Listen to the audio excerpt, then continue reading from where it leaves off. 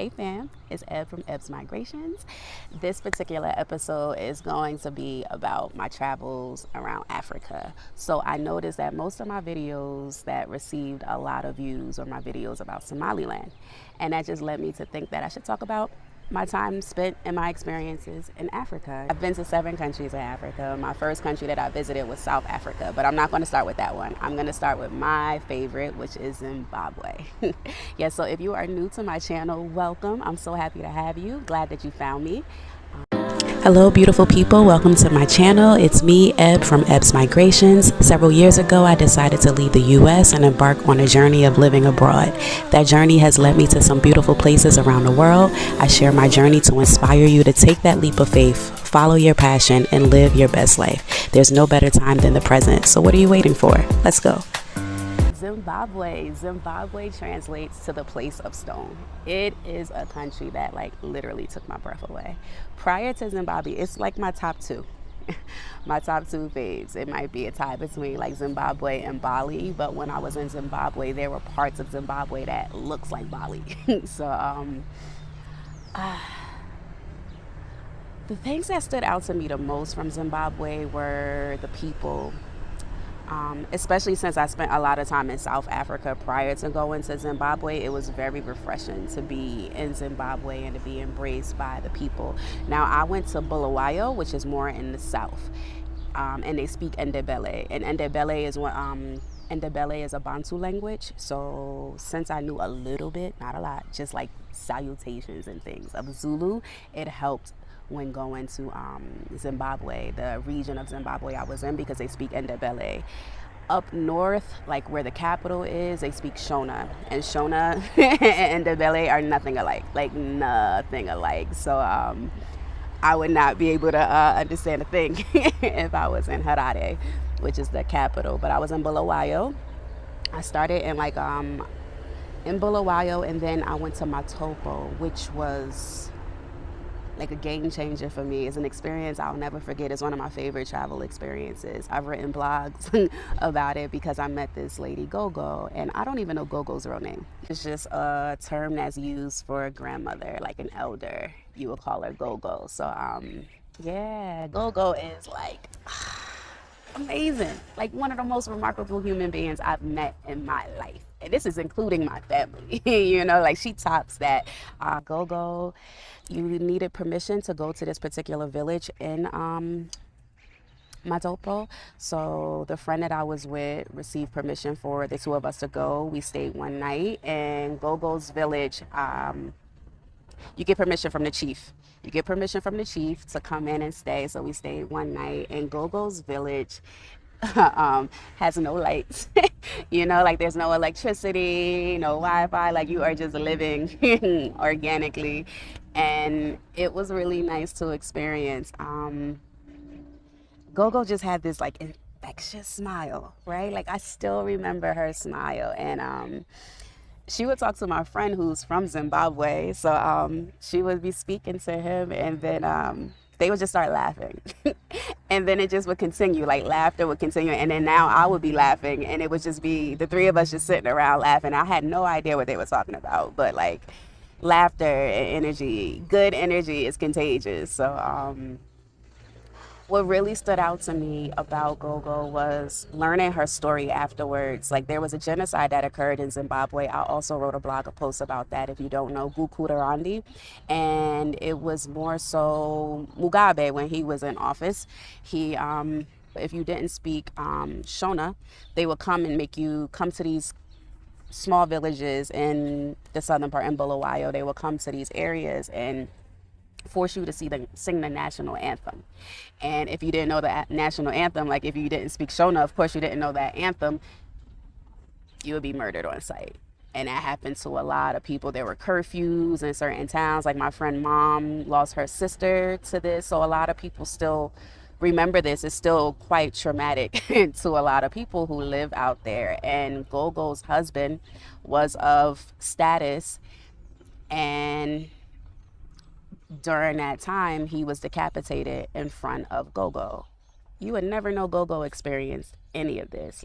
I know people personally who have suffered losses, and you can tell how much it's impacted them, right? Like they haven't really been the same. And Gogo seems to have transmuted that pain and found a way to have peace and joy. And I don't know how old Gogo is, you know, but she's amazing. And after leaving and visiting her, she was featured on BBC. Like BBC has this docu-series, which I highly encourage you check out. It is called The History of Africa. It goes through majority of the countries in Africa and just gives you a nice overview of the dynasties that existed during times and the great Africa that we don't see, right? Like you get to see this series highlights like the beauty and the power and the beautiful resources that exist in Africa and the people. And Gogo is one of those people. Like they found her in this village. Like this is not a place that if you go to Zimbabwe that you just normally find. Most people will go to Victoria Falls or go to Harare, the capital. I want to go to Mutare. Mutare is on the border of Mozambique, and there's just like green and waterfalls everywhere, almost like a Victoria Falls. And it's on my bucket list. And I have colleagues who are from that area that when I worked in Somaliland, so I told them I'm coming to visit them. But anyway, so back to that. So when I went to go visit Gogo, we were walking around going to like farms to get vegetables for dinner. And as we were walking, it was my friend with some of his friends. He had caught up with it. I was just like in awe. Like there are boulders that are like ginormous, like just natural formations. And it's just like breathtaking, like genuinely breathtaking. And as we were walking through, you can see like the line of demarcation on some of the stones. You can see that the drought that had occurred, because at this point Zim hadn't had water for years, like you know, like not heavy rainfalls where crops and things can thrive. So you can see on the rocks where the water once. So we were walking across which once was like a lake that no longer exists, and that happens too in Somaliland as well. But so as we were walking, I would just be in awe. Like I haven't been to many places. I've seen beauty in the world, but like there are few places that literally just take my breath away. And the energy of Matopo is strong, it's powerful. I felt home. Like I really felt at home in Zimbabwe. I love Zimbabwe. The people are beautiful, and they would just stare at me. Like at first I could just get by, but then they would just notice like something is a little different and peculiar about her. Like your skin is just a little different than ours and all of these things. But it was really nice to see the little young girls like looking up to me too, because I dress different. But you just walk around and it's just green and beautiful boulders in Matopo particularly. So if you have a chance to go to Bulawayo, please go to Matopo. Even if you don't have access to stay the evening in the village, it's nice to just go and see. There's a guy that does, he's an elder. Everybody knows Uncle. Like if you go around and he will give you a history lesson. The African spirit, God created round things. Now, in this case, these people, as we thought like that, they started to build round houses. Yeah. I think you have seen some. Okay, okay, all right, yes. Yeah. Now, because you see, as it is now, this is it's a continuity sign. That light continues. Yeah. True. You see, I die, my children are there. True. Life must continue. Life must continue. It's just a circle like that. Now the African people had to just to imitate that. They kept on symbolizing. Yeah. There is a change that people do not see. When others die, some come. Some come to replace. Because again, round eyes, round nose, round mouth, round head, always round the upper and bottom. That's very true. So they just kept on that. Okay. Living in an earth that is round. With round the moon, round sun, stars, and so on. There are caves that they preserved with artwork like the stick figure artwork, and that's noticed by like some of the Sands people. The Sands people are the bush people from the border of like Botswana and Namibia, which are known as the modern day humans. And they have very distinct artwork. Like, you know, their artwork because it looks like stick figures, but you can go and visit some of these caves. They still preserve them and take care of them. And there's this guy that does the tours and takes you around. And he gave us one where it showed like just like how they make the beer, because Zimbabwe has their own beer, and it's fermented like yeast, almost looks like kombucha but grainy. Still had like, you can taste like the corn that was in it. So, and Kami ruins, so I visited Kami ruins. Kami ruins was built by, like, was a dynasty. Literally, Zimbabwe was known as the Great Zimbabwe. And if you go and you feel that energy and you see Zimbabwe, you will know why it was known as the Great Zimbabwe. It may not reflect that now just because of the economy and the different things, politics, right, that occurred in Zimbabwe. But Zimbabwe was once the Great Zimbabwe, and Kami ruins was built by hand. It's like a stone palace built by hand. And these were nomads, right? Like, these dynasties, they would just go and pick areas that were sustainable for them, had all the resources that they needed, and stay there. And this particular dynasty was trading with China, like trading gold. Zim has a lot of Zimbabwe twice, both by bus. Like, I went to Zimbabwe. I came from Johannesburg and took the night bus to get to Bulawayo. And when I was in Bulawayo, I believe it was my second time visiting Zimbabwe. The first time I went to Matopo, and that's when I had my experience with Gogo. And like, I've known her in a life, like we've shared a life together in Zimbabwe. Like, it just felt that natural and organic and familiar. And I remember it was evening time, and we were going into the hut, and the guy was like, let me just turn the light on real quick first. And I'm like, turn the light on? I'm like, I could have swore there was no electricity. He went and lit a candle. You know, like, that was him turning the light on. And then you have a separate hut for the kitchen, right? And all of these are circular huts, which just, I just wanted to spend time with Gogo. So I asked my friend, like, can I go in the kitchen with Gogo? He was like, yeah. So I went, and Gogo had this big cast iron pot, right? And she's on her knees, and I think she took like maybe 2 breaths, and that fire just took off, right? Like, Gogo started this fire with 2 breaths. Her lungs are still strong. And I just watched her tend to this and stir. I asked if I could help with anything. She didn't want me to. She had her nephew helping and they prepared dinner, and it was delicious. It's sadza, which is corn, grounded corn. And in the rural parts, it's coarser. The grinds are coarser, because if you go to like the city, it'll be fine. So a little smoother. I like the coarser one. It's more like grits from the States. So yeah, so Gogo had made dinner, and then we had breakfast. It was nice. Like, we just sat, and I just would smile and laugh and just chill and hang. I enjoyed her energy. So my second time in Zimbabwe, I went to Victoria Falls. So went to Bulawayo. That was my starting point as well. And then from there, took an overnight train to Victoria Falls. Now, I had a first class ticket, right? So I was excited. And I think that first class ticket was like $8 US. And this is from when Cecil B. Rhodes came from England, and like, well, when he was just going through Africa, he was making his way through southern Africa, and he needed a way to get around and built this railroad system. And the train is still exactly intact from when he was there. So when I say first class, just think it's first class from centuries ago. There's like a toilet and some beds, but it's cool to see the history. And yeah, so the journey there, you go through like mining towns, so you can see coal being made. There were baboons at stations.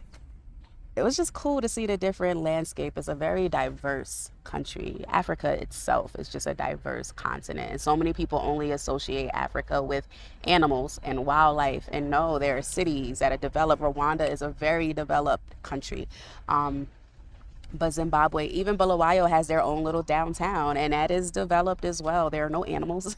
You won't see a lion. I didn't see any animals.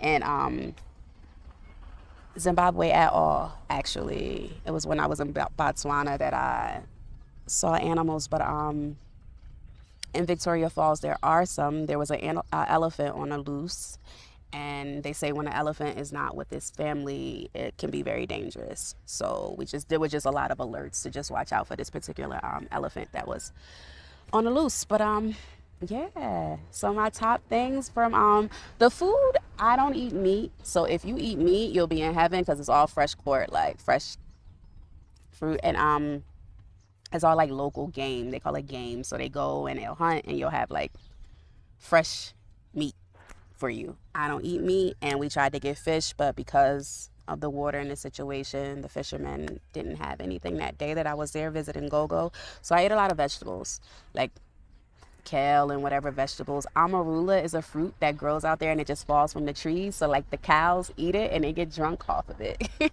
So like it has just a natural way of like just making you eat enough and you'll feel like a little buzz, a little tipsy. And Amarula is actually like a liqueur that they sell in South Africa, but the fruit is in Zim as well. And we were in the bush, and there's this plant. I don't have a picture. I wish I did. I have to look. Maybe I do. There's this plant that you can harvest. Like my friend was just picking it up, and he was like, "This is gonna be shampoo." They use it for shampoo, body wash, all of that. It's soapified, so you put it into water, and it becomes like gelatinous, almost like when you soak flax or chia seeds. How you have like that gelatinous gel that grows. That forms, and you soak it in water, and then the water itself becomes like the shampoo, and you can clean your hair and clean. That was the best my hair has ever felt.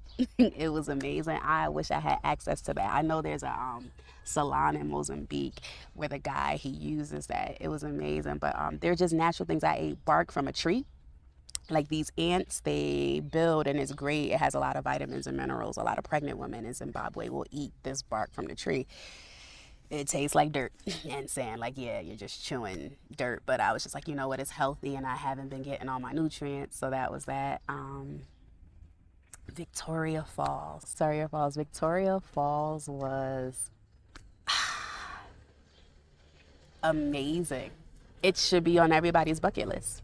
Zimbabwe should be on everybody's bucket list. And I only saw like a fraction of the country. Again, like I still want to go to Mutare, the other side, but just think of like a tropical paradise. And Africa is not associated with tropical and there's so many countries in Africa that are tropical. Like I've been to them, and Zimbabwe was just like, Victoria Falls specifically just had my brain like, what? Like, why don't they show this? Like, why isn't this part of Africa shown? At least for me, when I was a kid in the States, like, I don't know why this wasn't shown, but it's beautiful. Tons of palm trees. The waterfall was still strong. It's Victoria Falls because of Queen Victoria, but its original name is Mozio Tuna, which translates to the smoke that thunders, and it is a powerful sheet of water. Even with the drought, like the water is not as strong as it used to be because of the drought, and it wasn't rainy season when I was there, but it was still powerful. And I'm just honored and grateful that I got to experience it, and I highly, highly encourage you. I stayed at there's like this hotel, but they have like glamping as well, and glamping was something that I always wanted to do, so I had like my own little tent. It's not like the hardcore camping, but it was like a tent already set up. It had a bed, fan, all of that stuff inside. So that's where I stayed. There's tons of accommodations. It's quite expensive in Victoria Falls. A lot of people that live in Zimbabwe have never visited Victoria Falls because of that. Things are quoted in USD. You go to restaurants and everything is in USD, right? You pay in USD. So, you know, that can be challenging for some, especially because the bond, which was their local currency, I don't know what it is now, just is struggling. It is worth not much of anything, but so yeah, up in Victoria Falls, everything is USD. You can have your luxuries and your comfort if you are coming from the West of what you have back home. You can find hotel accommodations that are luxurious. Like Victoria Falls appeals to everyone. You know, if you're on a lower end budget, you can find some Airbnbs to accommodate you. I stayed at that place with the glamping. It has and it's also a hotel, so you have the amenities of the hotel, the pool and all that jazz. And you need it because it's hot. It's hot, it's hot, it's hot. But the first night I stayed with this guy, Mr. Mpezi, and he's known as like the healer of the town. But we stayed at his village, and that was almost like staying with Gogo. No electricity, you bathe outside type of thing. There's a separate hut to use the bathroom, and it's just a hole in the ground, and you handle your business and it goes down.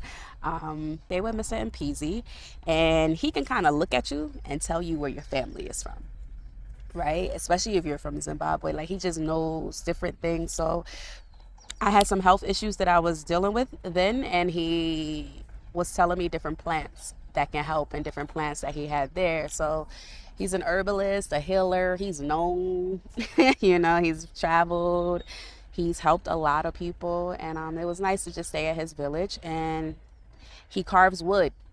And he said that I would be a great wood carver. He looked at me, he was like, have you, so what pieces did you make? And I'm like, I've never done this before. He was like, I was like, I've never tried it. I don't know how to carve wood. He was like, I was like, I don't know how to do that. I'm not good at that. He's like, have you ever tried it? I was like, no. He's like, you should. You would be good. So apparently I have like a gift for carving wood. I have done like paper mache, carving with clay, like sculpting is essentially what they do. They sculpt beautiful chairs and tables. He has some beautiful pieces sculpted out of wood. And yeah, if I had more time, I would have definitely learned to take an interest. But yeah, so that's in short Zimbabwe. I will touch on more different countries and specific experiences, but my highlight from Zimbabwe was my experience with staying with Gogo and also visiting Victoria Falls, like taking a train across country to Victoria Falls. Bye, my girl. Bye, mama. Yeah. See, other one. You Yes. see, the other one to at home. Yes. At your home. You see, it is. Abanye, babone Your kakhulu. parents, your family, you must say hello to them. Yeah. I will. Yeah. Yeah. Thank you very much, Coco.